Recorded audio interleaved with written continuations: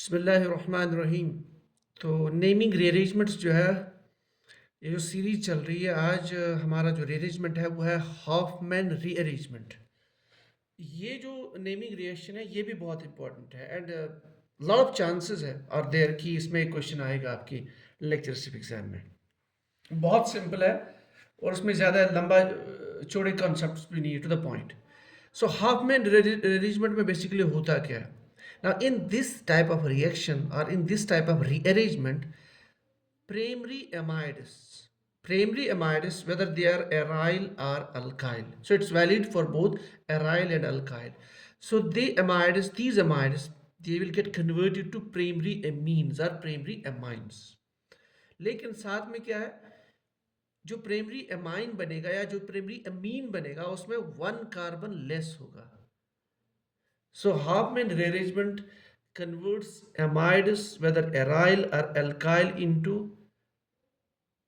amine compounds with one carbon less.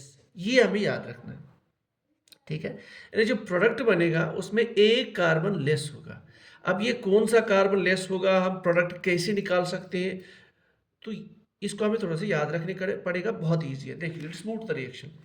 मैंने यहाँ पे एक अमाइड लिया हुआ है. R can be aliphatic group, this can be an aromatic group, anything, but this is primary. आप देख सकते हो जो अमाइड ग्रुप है, ये सी डबल बॉन्ड और NH2, it's attached to a carbon which is CH2, यानी it's a primary amide. Now, this primary amide in presence of chlorine or in presence of bromine and sodium hydroxide, sodium hydroxide dissolved in water, along with heat. इसको याद रखना है, इसको हमें heat भी करना. Heat is important in this case. So this amide in presence of halogen, whether chlorine or bromine, and heat, along with basic medium sodium hydroxide, it gives us 1 degree amine, primary amine. तो हमें product को निकालना है तो बहुत easy है. What we have to do is that ये जो पोर्शन है ना, this one CO, this we have to release in the form of carbon dioxide. ये देख लीजिए, when you remove this CO in the form of carbon dioxide, तो आपका एक कार्बन लेस होगा ना, then bring this NH2 here and that's your product. तो इस तरह से आप किसी भी अमाइड का प्रोडक्ट निकाल सकते हैं अगर ट्रांसफॉर्मेशन वाला क्वेश्चन आ जाता है. ठीक है. I will take one more example. अच्छा देखिए, अगर आपके पास ये R जो है, it is directly attached to this carbonyl, that is this one. तो बहुत इजी है. आपको प्रोडक्ट क्या बनाना है, आपको देखना है यहाँ पे ऊपर क्या लिखा है, chlorine sodium hydroxide heat.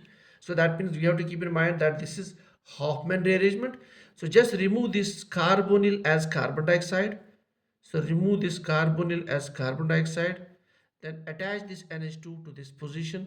So your product is, that's this. तो आप कुछ भी निकाल सकते हैं. अब इसमें मैकेनिस्टिक पॉइंट ऑफ व्यू में क्या इंपॉर्टेंट चीज है जहां से क्वेश्चन आ सकता है. देखिए, इसका जो मैकेनिज्म है इंपॉर्टेंट नहीं है, लेकिन मैकेनिज्म में एक इंटरमीडिएट बनता है, दैट इज आइसोसाइनेट. ये बहुत इंपॉर्टेंट है, इसको आप याद रख लीजिए. इन द हॉफमैन रीअरेंजमेंट, ठीक, the intermediate form is isocyanate. Isocyanate में N double bond C double bond O. अच्छा, इस वाले कंपाउंड में ये जो R और ये CH2 ग्रुप है, इसको आपको यहाँ पे रखना है, N के साथ बॉन्ड बनाना है. सो this is the isocyanate format. इसी को जब आप हीट की इन प्रेजेंस ऑफ हीट, इसको मिक्सचर को हम हीट करते हैं, तो यहाँ पे water, with the help of water, आप देख लीजिए वाटर में क्या प्रेजेंट है, ऑक्सीजन, हाइड्रोजन और हाइड्रोजन. ये ऑक्सीजन और ये कार्बोनिल, ये आपका कार्बन डाइऑक्साइड पोर्शन बन जाएगा. H2 को यहाँ अटैच कर लीजिए. So that's your primary amine. So basically intermediate formed is isocyanate, and that isocyanate in presence of water, आप ये कह लीजिए, it undergoes hydrolysis, breakdown of isocyanate in presence of water along with heat. So it releases carbon dioxide and our required primary amine is formed. और एक point जो मैं यहाँ पे डिस्कस करना चाहता हूँ वो ये है, इस मैकेनिज्म में बेसिकली और एक चीज होती है कि ये आर ग्रुप जो है ना, ये आर ग्रुप, ये वाला, the portion, the chain which is attached to the carbonyl, this basically migrates towards this nitrogen. इसको भी याद रखना है, बहुत इजी. जैसे अभी आइसोसाइनेट दिख रहे हैं यहाँ पे, तो आइसोसाइनेट में जो RNH2 वाला पोर्शन है, ये बेसिकली यहाँ से यहाँ माइग्रेट हुआ, then it is NCO. Imagine, bring this part here. It is NCO and N double bond O.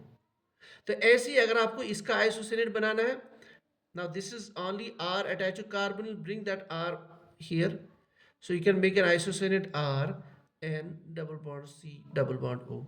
Now break this in presence of water, hydrogen, hydrogen. Now release this carbon dioxide, so that is your product formed. तो ये है दो all possible ways जहाँ से आपका question बन सकता है in the lectureship exam, even in your NET exam और any other exam related to the competitive chemistry. These are the all possible ways जहाँ से क्वेश्चन बन सकता है. So Hoffman rearrangement means conversion of aryl or alkyl amides which are primary into amines. लेकिन कौन से amines which contain one carbon less? क्यों? क्योंकि during this course of reaction carbon dioxide is released as gas. So what we need to have an amide in presence of chlorine or bromine and aqueous sodium hydroxide along with heat. So you will get this. Simple. अगर आपको product बनाना हो बहुत easily, तो आप ये वाला CO portion निकाल लीजिए as carbon dioxide, that is your product. लेकिन इन एक्चुअल प्रैक्टिस ये जो मैकेनिज्म है, इट फॉर्म्स आइसोसाइनेट, वो कैसे बनता है? ये जो चीज ग्रुप है which is attached to the carbonyl, this migrates to this position. So this is the isocyanate which undergoes hydrolysis. Hydrolysis में हाइड्रोजन के दो पोर्शन, दो एटम्स है, दे विल, वाटर के दो hydrogen atoms, they will go to this nitrogen and this oxygen will combine with this to release carbon dioxide, and that is your primary amine. So this is all for the day. Thank you.